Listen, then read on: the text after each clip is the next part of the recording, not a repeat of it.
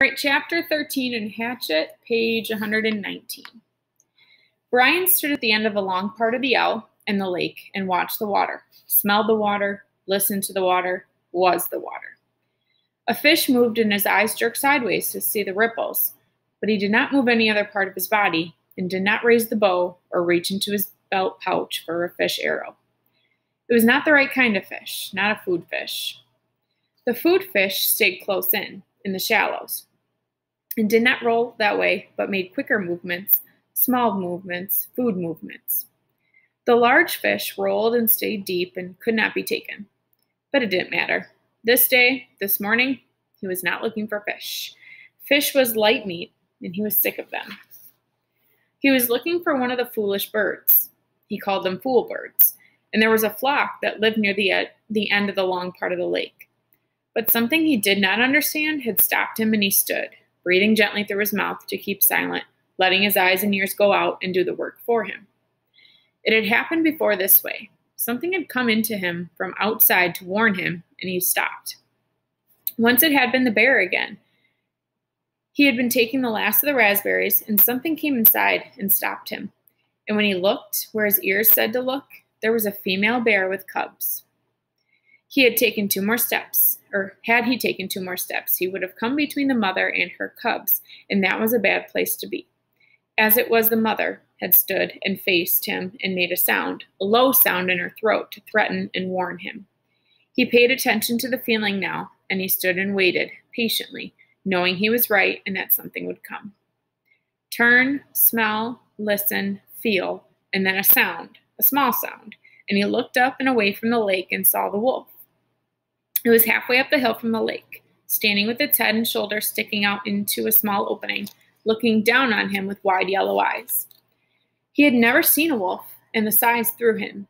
Not as big as a bear, but somehow seeming that large. The wolf claimed all that was below him as his own, took Brian as his own. Brian looked back and for a moment felt afraid because the wolf was so right. He knew Brian, knew him, and owned him, and chose not to do anything for him. But the fear moved away, and Brian knew the wolf for what it was, another part of the woods, another part of all of it. Brian relaxed the tension on the spear in his hand, settled the bow in his other hand from where it had started to come up. He knew the wolf now, as the wolf knew him, and he nodded to it, nodded and smiled. The wolf watched him for another time, another part of his life. Then it turned and walked effortlessly up the hill, and as it came out of the brush, it was followed by 3 other wolves, all equally large and gray and beautiful, all looking down on him as they trotted past and away, and Brian nodded to each of them. He was not the same now. The Brian that stood and watched the wolves move away and nodded to them was completely changed. Time had come, time that he measured but didn't care about. Time had come into his life and moved out and left him different. In measured time, 47 days had passed since the crash. 42 days, he thought, since he had died and been born as the new Brian. When the plane had come and gone, it had put him down, gutted him, and dropped him and left him with nothing. The rest of that first day, he had gone down and down until dark. He had let the fire go out, had forgotten to eat even an egg, had let his brain take him down to where he was done, where he wanted to be done and done, to where he wanted to die. He had settled into the gray funk deeper and still deeper until finally in the dark, he had gone up on the ridge and taken the hatchet and tried to end it by cutting himself. Madness, a hissing madness that took his brain. There had been nothing for him then, and he tried to become nothing, but the cutting had been hard to do, impossible to do, and he had at last fallen to his side, wishing for death, wishing for an end, and slept, only didn't sleep. With his eyes closed and his mind open, he lay on the rock through the night, lay and hated and wished for it to end, and thought the word cloud down, through that awful night. Over and over the word, wanting all his clouds to come down. But in the morning, he was still there on his side, and the sun came up, and when he opened his eyes, he saw the cuts on his arm, the dry blood turning black. He saw the blood and hated the blood, hated what he had done to himself when he was the old Brian and was weak, and 2 things came into his mind, 2 true things. He was not the same. The plain passing changed him. The disappointment cut him down and made him new. He He was not the same. It would never be again like he had been. That was one of the true things, the new things. And the other one was that he would not die. He would not let death in again. He was new.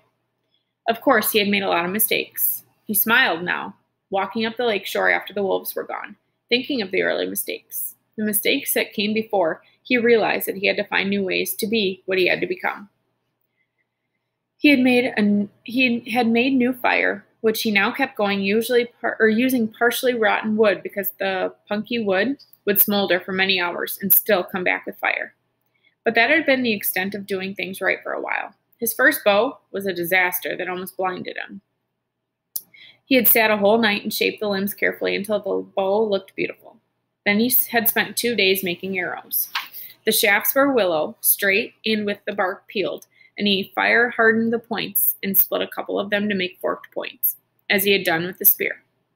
He had no feathers, so he just left them bare, figuring for fish they only had to travel a few inches. He had no string, and that threw him until he looked down at his tennis shoes. They had long laces, too long, and he found that one lace cut in half would take care of both shoes, and that left the other lace for a bowstring. All seemed to be going well until he tried a test shot. He put an arrow to the string, pulled it back to his cheek, pointed it at a dirt hummock, and at that precise instant, the bow wood exploded in his hands, sending splinters and chips of wood into his face. 2 pieces actually stuck into his forehead, just above his eyes, and they had been only slightly lower, they would have blinded him. Too stiff. Mistakes. In his mental journal, he listed them to tell his father, listed all the mistakes. He had made a new bow with slender limbs and a more fluid, gentle pull, but could not hit the fish, though he sat in the water and was, in the end, surrounded by a virtual cloud of small fish. It was infuriating.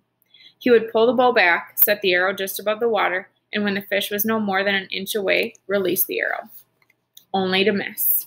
It seemed to him that the arrow had gone right through the fish again and again, but the fish didn't get hurt. Finally, after hours, he stuck the arrow down in the water, pulled the bow, and waited for a fish to come close, and while he was waiting, he noticed that the water seemed to make the arrow bend or break in the middle. Of course, he had forgotten that water refracts, bends light. He had learned that somewhere, in some class. Maybe it was biology? He couldn't remember. But it did bend light, and that meant the fish were not where they appeared to be. They were lower, just below, which meant he had to aim just under them. He would not forget his first hit. Not ever. A round-shaped fish with golden sides, sides as gold as the sun, stopped in front of the arrow, and he aimed just beneath it, at the bottom edge of the fish, and released the arrow, and there was a bright flurry, a splash of gold in the water. He grabbed the arrow and raised it up, and the fish was on the end, wiggling against the blue sky. He held the fish against the sky until it stopped wiggling, held it, and looked into the sky and felt his throat tighten, swell, and fill with pride at what he had done. He had done food.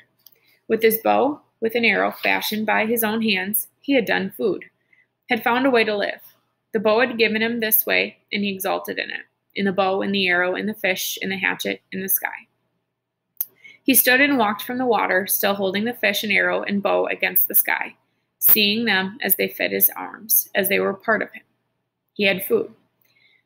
He had cut a green willow fork and held the fish over the fire until the skin crackled and peeled away, and the meat inside was flaky and moist and tender. This he picked off carefully with his fingers, tasting every piece, mashing them in his mouth with his tongue to get the juices out of them. Hot, steaming pieces of fish. He could not, he thought then, ever get enough. And all that first new day, he spent going to the lake, shooting a fish, taking it back to the fire, cooking it and eating it, then back to the lake, shooting a fish, cooking it and eating it, and on that way until it was dark. He had taken the scraps back to the water with the thought they might work for bait, and the other fish came by the hundreds to clean them up. He would take his pick of them, like a store, he thought, just like a store.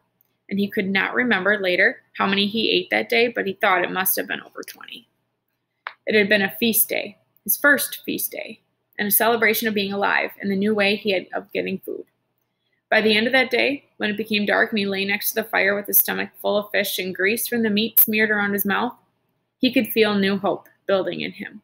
Not hope that he would be rescued, that was gone, but hope in his knowledge, hope in the fact that he could learn and survive and take care of himself. Tough hope, he thought that night. I'm full of tough hope.